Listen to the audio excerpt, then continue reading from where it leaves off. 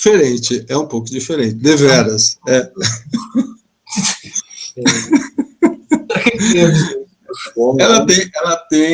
Ela tem atributos um tanto quanto tântricos. Mas vocês vão entender já já de onde vêm esses atributos. Bom, vamos primeiro dar uma olhada no que diz a Igreja Católica e mesmo a Igreja Ortodoxa em relação à Virgem, já que são as duas tradições cristãs que reconhecem a importância da Virgem Maria, mesmo que em detalhes divirjam. Então, segundo a doutrina católica e ortodoxa, Deus é a Santíssima Trindade, e a Santíssima Trindade é composta pelo Pai, Filho e Espírito Santo. Ponto final. Como o Léo Trezzi explica em A Fé Explicada, eu retirei esse trecho aqui que eu acho seria interessante, é um pouco chovendo molhado, mas é bom enfatizar isso.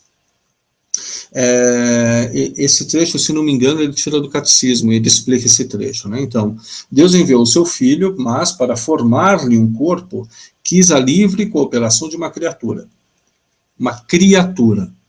ou seja, um ser que Deus criou, não uma divindade.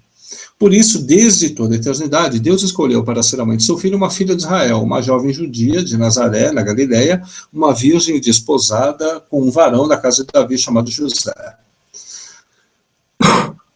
Mudou a tela aí? Sim. Ok. Ao anúncio de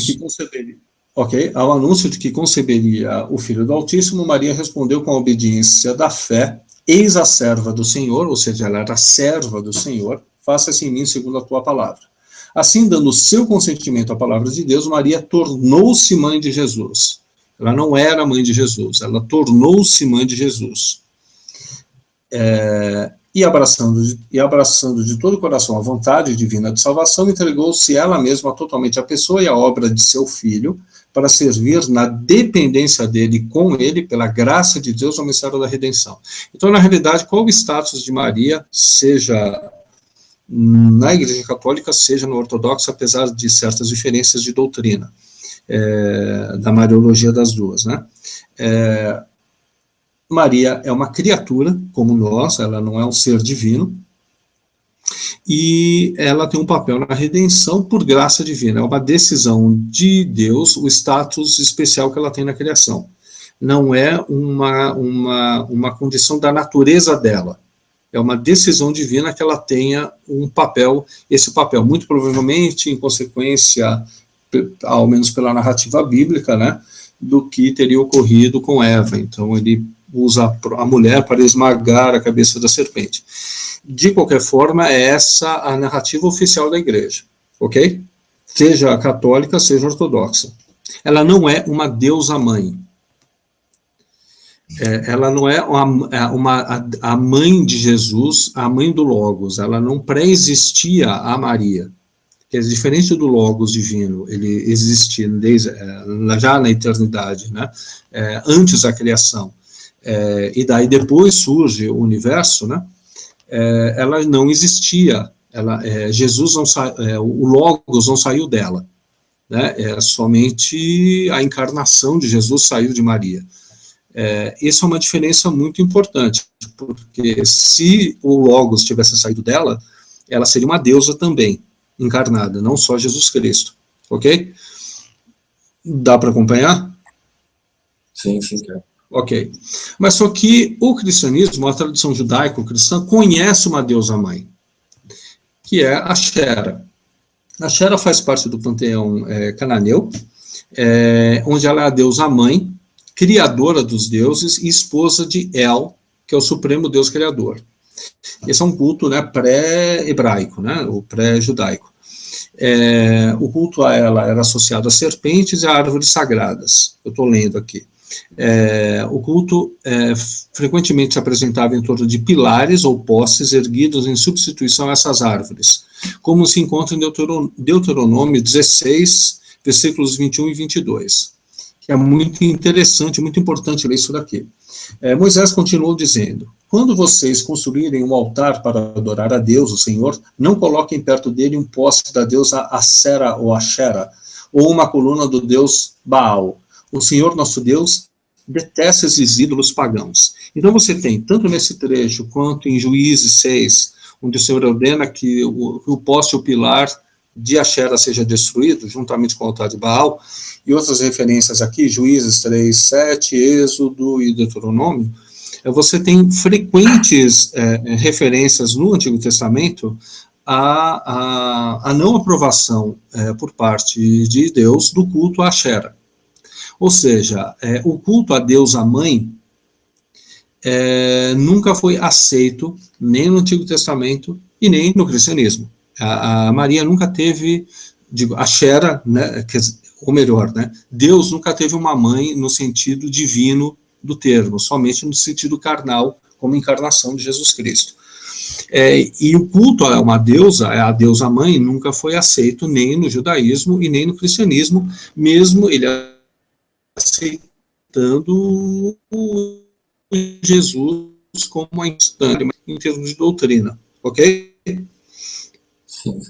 Posso prosseguir? Pode Tem prosseguir. uma estudiosa muito interessante que, por coincidência ou não, eu estava estudando, na qual eu estava me aprofundando muito antes de começar a investigar o caso Olavo de Carvalho, Margaret Parker, que é uma scholar britânica, que praticamente iniciou uma nova área de investigação da teologia, que é a teologia do primeiro templo. Segundo ela, é possível, e é muito convincente o trabalho dela, você identificar, seja nas escrituras sagradas, seja em outros documentos antigos, indícios de que, no primeiro templo, durante um determinado período, havia um culto a Axera e a El e a seus filhos. Ou seja, havia um culto um tanto quanto politeísta dentro do primeiro templo. Esse culto teria sido banido mais tarde pelos judeus, por profetas judeus, mas só que ele teria sobrevivido underground no meio judaico. E haveria certas referências do cristianismo a essa recuperação do judaísmo do primeiro templo, inclusive no culto a Maria. Ou seja, o culto a Maria seria um retorno do culto a Axera. Essa é uma possibilidade que ela levanta, mas que é muito difícil de se acreditar. Primeiro, porque se o cristianismo era um retorno a esse politeísmo do primeiro templo, como é possível que os cristãos admitissem que Jesus era a encarnação de Deus, o que poderia, do ponto de vista desse culto do primeiro templo a qual ela se refere, seria algo aceitável, mas como eles poderiam aceitar Jesus Cristo como Deus e não Maria como a encarnação de Axera? Ou seja, se os cristãos estavam abertos o suficiente, né, contrariando o tipo de monoteísmo judaico que não aceitava a encarnação de Deus, se eles estavam prontos para aceitar Jesus como encarnação divina, por que eles não estavam prontos a aceitar Maria como uma manifestação de Axera ou da deusa mãe? Então me parece muito difícil manter essa posição. E um outro problema é que, pelo menos um testemunho do Dionísio Areopagita, eu não sei exatamente a pronúncia, eu não sei se é Areopagita ou Areopagita, não sei, ou pseudo-Dionísio para a Igreja Católica hoje em dia, mas existe uma carta dele para Paulo, que se encontra no Vaticano, em que ele narra o encontro que ele teve com a Virgem Maria. E é importante essa carta porque o Dionísio é considerado o mais gnóstico, ou a mais gnóstica fonte cristã.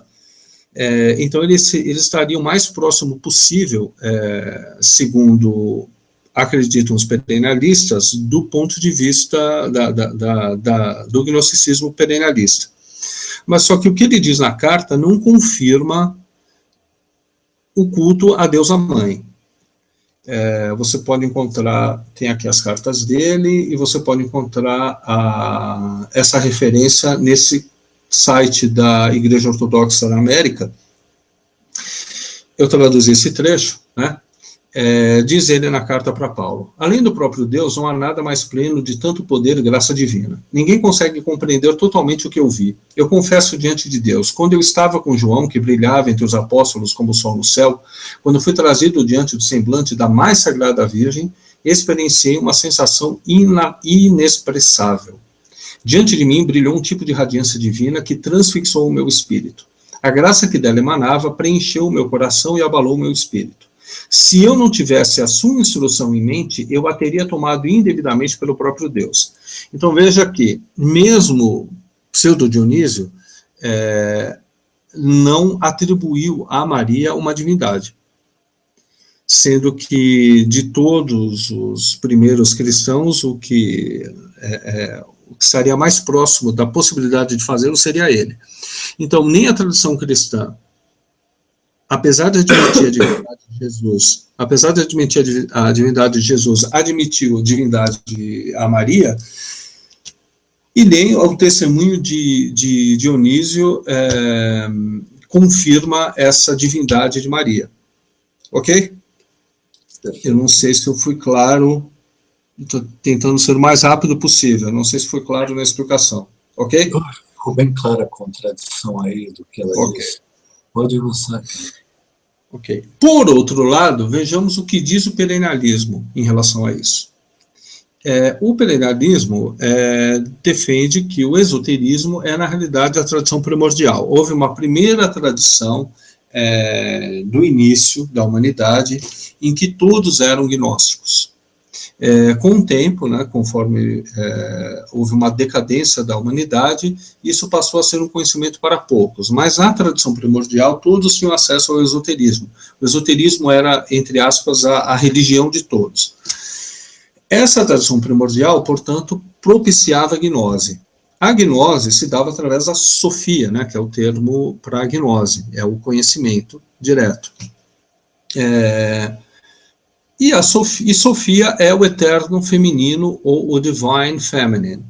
Ou seja, segundo o esoterismo, a tradição primordial, que é o esoterismo, propicia a gnose através da Sofia, e Sofia é o eterno feminino.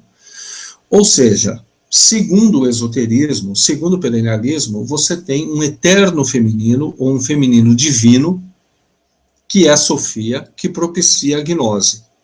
O que está claramente em contradição com o que você tem no cristianismo. No cristianismo você não tem um eterno feminino.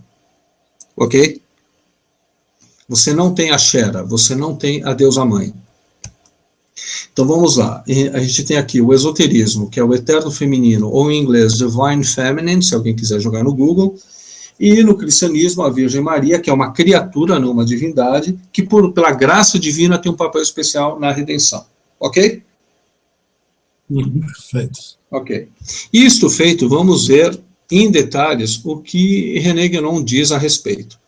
Esse é um livro, Studies in Hinduism, do René Guénon, que é uma coletânea de trabalhos dele relacionados ao hinduísmo, e o 10º capítulo se chama Maya.